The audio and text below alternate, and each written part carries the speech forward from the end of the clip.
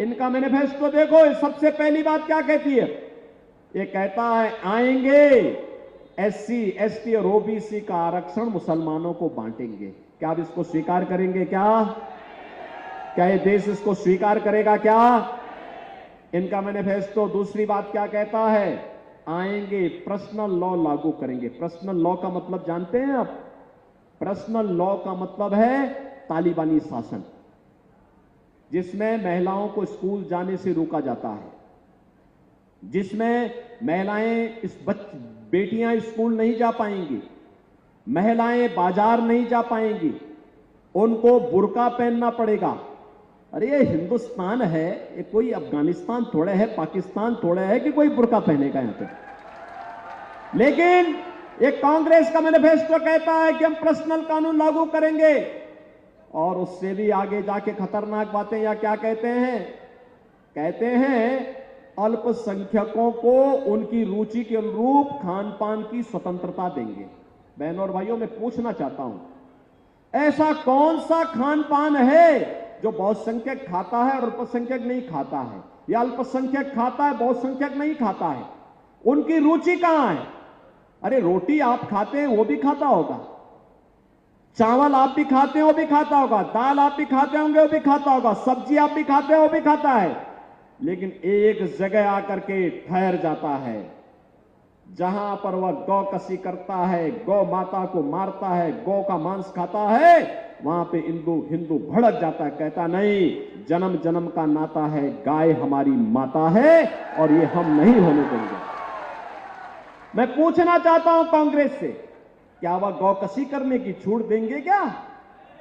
और क्या आप इसकी स्वतंत्रता, इस प्रकार की उच्छृंखलता करने की छूट देंगे? आप देखो,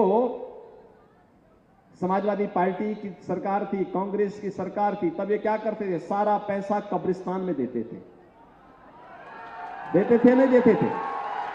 हमने यही पैसा घुमा करके उल्टा घुमा दिया।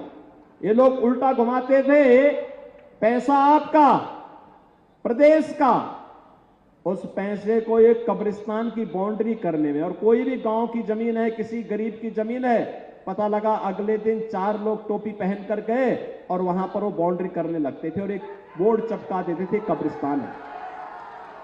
हम लोग तो रोज लड़ते थे, यहां रोज लड़ते थे, लेकिन आज कब्रिस्तान नहीं, आज यही पैसा भारत के विरासत को, भारत के देवालयों को सजाने में खर्च होता है, उनके सुंदरीकरण के लिए खर्च होता है, यात्रियों की सुविधा के लिए, श्रद्धालुओं की सुविधा में खर्च होता है, और एक एक करके हर एक स्थान को भव्य स्वरूप दिया जा रहा है, और भव्य स्वरूप देकर के आम जनमानस की भावनाओं को सम्मान देने का काम किया जा रहा है। कोई कहता है कि आरक्षण समाप्त करेंगे, कोई कहता है कि संविधान को बदल देंगे।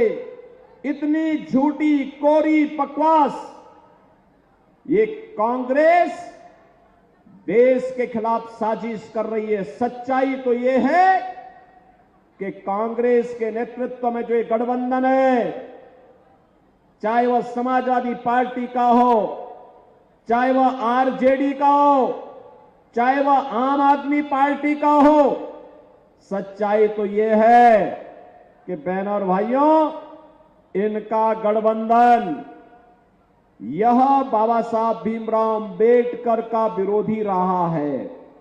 याद करिए, बाबा साहब भीमराव अंबेडकर को चुनाव हराया था कांग्रेस ने। जब समाजवादी पार्टी की अखिलेश यादव की सरकार प्रदेश में बनी थी, तो अखिलेश यादव ने बनते ही सबसे पहला काम क्या किया? उसका पहला वक्तव्य था कि बाबा साहब भीमराव अंबेडकर, साहू जी महाराज, सावित्रीबाई फुले, इन जितने भी महापुरुषों के स्मारक लखनऊ में बने हैं, उन सबको तोड़ेंगे। ये बात ये अखिलेश यादव ही कहते थे। और इन्होंने बाबा साहब भीमराव अंबेडकर के नाम पर, कांसी राम जी के नाम पर जो भी संस्थान बने थे, सबका नाम हटाने का पाप किसी ने किया था? इस समाजवादी पार्टी और कांग्रेस के गठबंधन की सरकार ने किया था।